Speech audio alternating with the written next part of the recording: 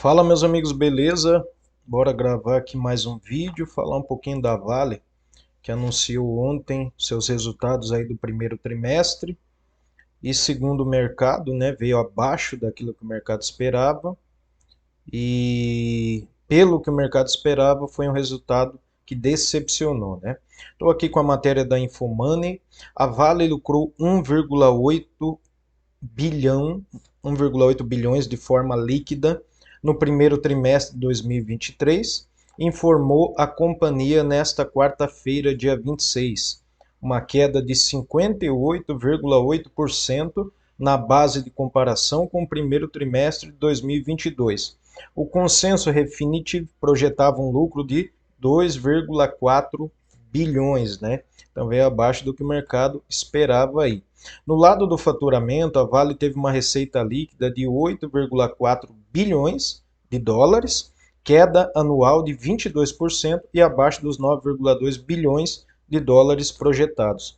No lado operacional, o lucro antes de juros, impostos, depreciação e amortização, o EBITDA, ajustado das operações continuadas, foi de 3,5 bilhões de dólares, uma queda também de 42,5% na base anual e também abaixo dos 4,3 bilhões projetados, né?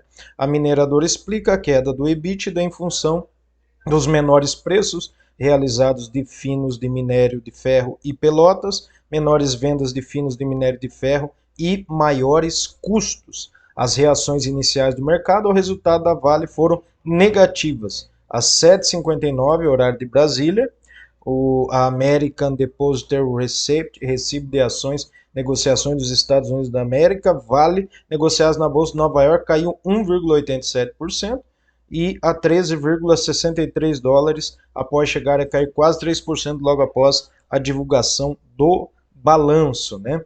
Analistas projetavam que a mineradora faria resultados mais fracos na comparação trimestral e em parte também na anual por conta dos menores volumes vendidos e menor preço médio que já tinham sido divulgados na prévia operacional. No volume de vendas, o resultado foi prejudicado pelas chuvas na região do terminal marítimo Ponta da Madeira, no Maranhão, que impediram a formação de pilhas de estoque. Já no preço médio, a Vale vendeu produtos com alto teor de sílica e menor quantidade de minério extraído de Carajás, visto como de melhor qualidade, né?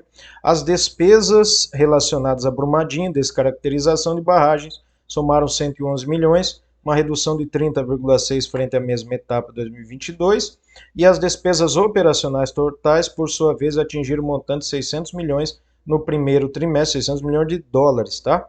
Uma redução de 9,4% em relação ao mesmo trimestre de 2022. Resultado financeiro líquido foi negativo em 530 milhões no primeiro trimestre, ante perdas financeiras de 242 milhões no primeiro trimestre.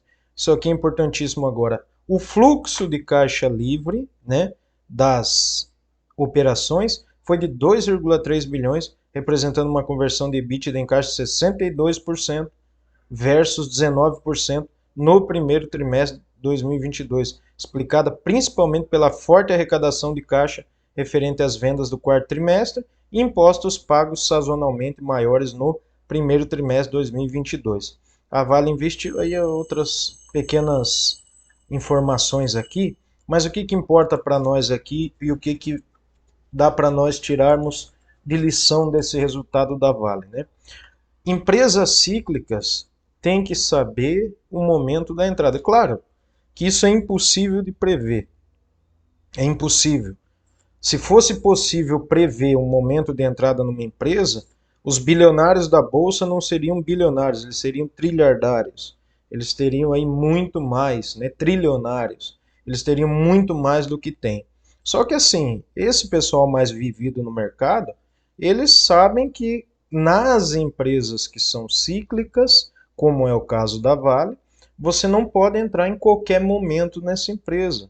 Você vê que ela é uma empresa que, se você for olhar aqui, ó, os resultados dela, né, vou até mostrar para você aqui, você vê que ela oscila muito, né? Eu quero pegar aqui o resultado de 5 anos para você entender do que eu estou falando, e você vê que tem uma oscilação grande. Ó, lá em 2020, ó, 2020, ali no ápice da Covid, a empresa chegou a ser vendida, né? Chegou a ser negociada a quase R$ 20 ali, ó. Olha só que legal isso aqui da gente ver, ó. E depois ela vem subindo com as recuperações econômicas e tal. Ela vai bater aqui em 2021 quase que o preço de R$ 100. Então a Vale subiu muito ali, 90 e alguma coisa. E depois ela tem o seu pico de queda de novo, ó. Novembro de 2021, ela bate R$ 58. Depois, quando é aqui já, ó, março de 2022, ela vai para mais de 90 de novo. Então você analisa, é nisso aqui que as pessoas ganham ou perdem dinheiro.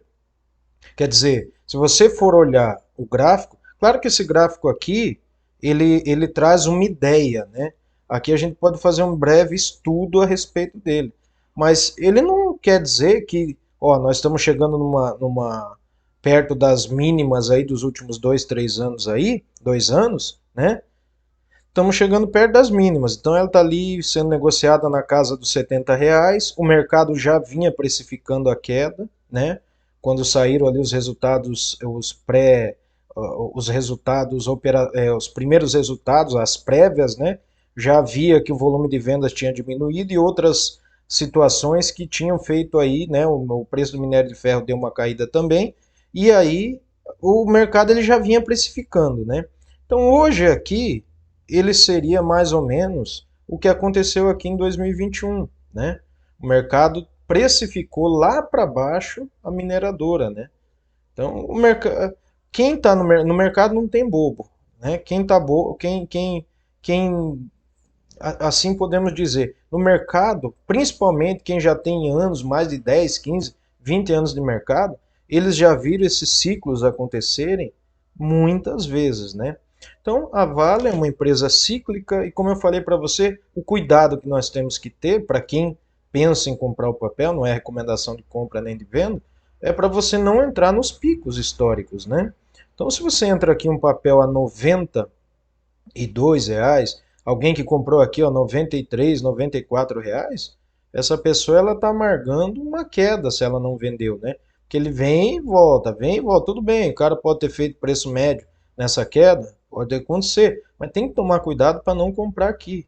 O problema também disso que eu estou falando é que não tem como acertar. Não tem como acertar, dá para você ter uma ideia.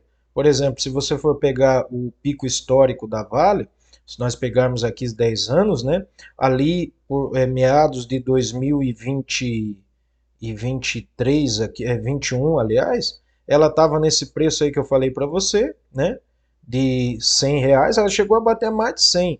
Se eu não estou enganado, a Vale ela passou de 110, quase R$ 120. É que esse gráfico aqui do investidor 10, às vezes ele não, você não tem como acessar direitinho, né? Mas ela chegou a bater ali mais de R$ 120, ou se eu não me engano, chegou na casa dos R$ 120, né? E aí o que que acontece? Quem comprou lá na alta, naquele pensamento de que a Vale vai dobrar e vai para R$ 240, isso podia acontecer? Podia, mas a chance de acontecer o que aconteceu, ela era maior. Então você vê lá de R$ 120, mais ou menos, R$ 110, ela veio aqui para 55, então ela caiu quanto? A empresa perdeu 50% da sua cotação. Isso não quer dizer que a empresa perdeu fundamentos, né? Você vê que depois ela volta, depois ela cai de novo, depois ela sobe e depois ela cai novamente, que é o que está acontecendo agora, né? A tendência para quem compra empresas cíclicas é você tentar, de alguma maneira ali, olhar o histórico da empresa para ver se você está entrando num ciclo de baixo ou de alto. O problema é que não tem como acertar.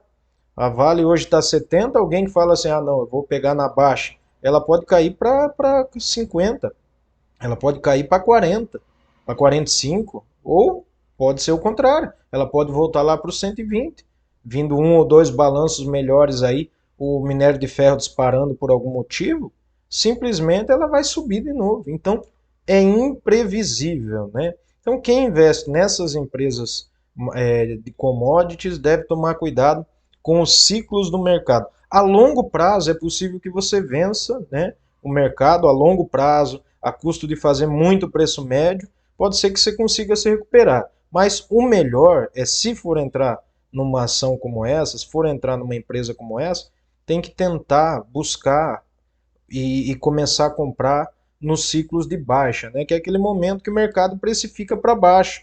A demanda do minério diminuiu, as vendas diminuíram, o minério de ferro cai nas suas cotações. Então, o mercado ele precifica o futuro, ele precifica o que vem pela frente. Então, o que, que acontece?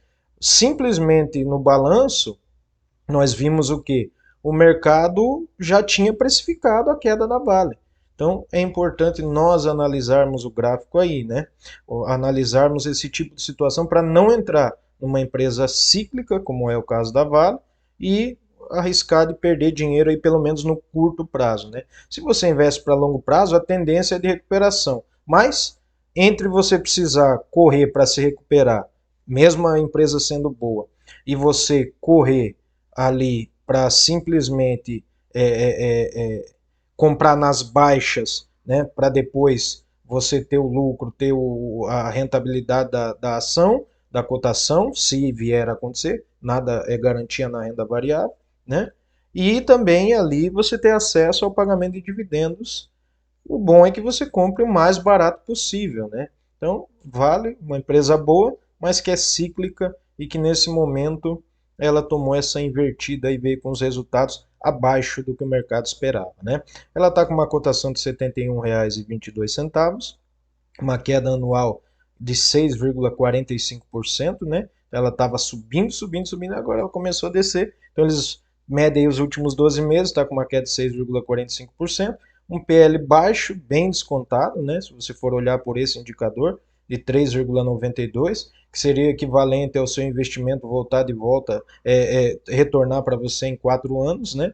Mais ou menos. Um preço do valor patrimonial 1,70, um pouco esticado, né? Mas é uma empresa grande, né? E que ainda tem muito a expandir, pelo menos esperamos nisso. E um dividend yield dos últimos 12 meses de 8%, né? Se você olhar aqui, a empresa ela pagou 100% de payout, né? Ela está com umas margens boas, né? Margem líquida de 38%. Ela tem um ROI também elevado, de 43%, muito elevado, né? 43,44%, e uma dívida líquida, controlada. Então, é uma empresa que para o longo prazo pode fazer sentido, né? Apesar de eu particularmente não gostar, não da empresa, a empresa eu acho fenomenal, os múltiplos dela, os indicadores dela estão fenomenais na minha opinião. O grande problema é a questão do valor nominal da ação, né? Então eu prefiro comprar, por exemplo, CSN Semin 3, eu prefiro, não é recomendação de compra nem de venda, né? Porque você consegue acumular um número muito maior de ações e se um dia a CSN vir a ter o corpo de uma Vale, como eu invisto para longo prazo, isso pode fazer muito sentido lá na frente. Mas também não é recomendação, é um pensamento meu, né? E é uma ideia minha daquilo que eu ouvi de grandes investidores, né? Então não é recomendação nenhuma, tá bom? Como eu falei, a questão do valor nominal, você vê, CSN hoje está 4,40, 4,50, você compra uma ação com R$ 71, você compra uma ação de Vale. Se eu pegasse R$ 71 e colocasse lá em CSN, eu ia comprar aí mais de 15 ações, né? 15, 4, 60, mais de 15, 16 ações, alguma coisa nesse preço ou parecido com isso, né? Então, pelo valor nominal, eu prefiro investir na CSN, não é recomendação, mas a Vale é uma boa empresa, uma empresa sólida, uma empresa que compõe grande parte ali do índice Bovespa e pode fazer sentido na carteira de alguém. Gosto de olhar esse gráfico aqui, lucro líquido versus cotação, né? Eles estão meio equiparados aqui, então a cotação está seguindo o lucro, né?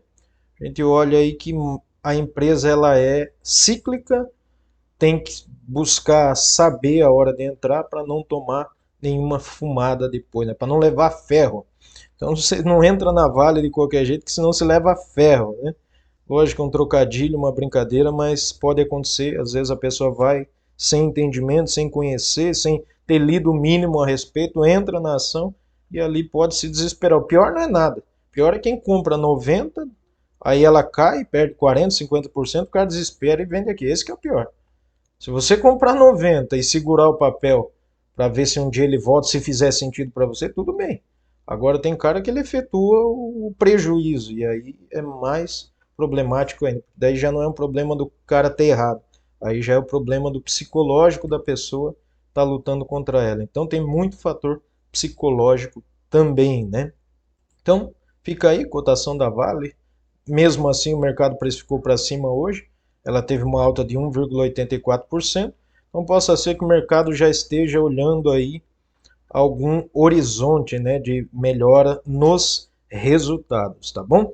Então, decepcionou o mercado, mas quem é acionista tem que lembrar que o investimento em ações, na grande maioria deles, tem que ser como um casamento, né? O que é o casamento? É durar ali, sempre estar junto, né? Nas alegrias e também nos momentos difíceis, né? Se você é investidor de Vale, deixa o seu comentário, deixa o like no nosso canal. Se você não é inscrito, se inscreva. A gente sempre traz as notícias referentes ao mercado financeiro aqui, notícias que possam fazer sentido ou não para você. Se o vídeo de alguma maneira ajudou você, você deixa o like aí. Se não ajudou também, fica tranquilo. Recomendo o nosso canal, assiste a gente aí, porque nós vamos estar fazendo outros vídeos e sempre buscando melhorar, tá bom? Forte abraço aí e até o nosso próximo vídeo. Vale decepcionou, mas quem pensa no longo prazo pode ser ali a oportunidade de conseguir o papel mais barato. Não é recomendação de compra, não é de venda, tá bom? Forte abraço e até o próximo vídeo.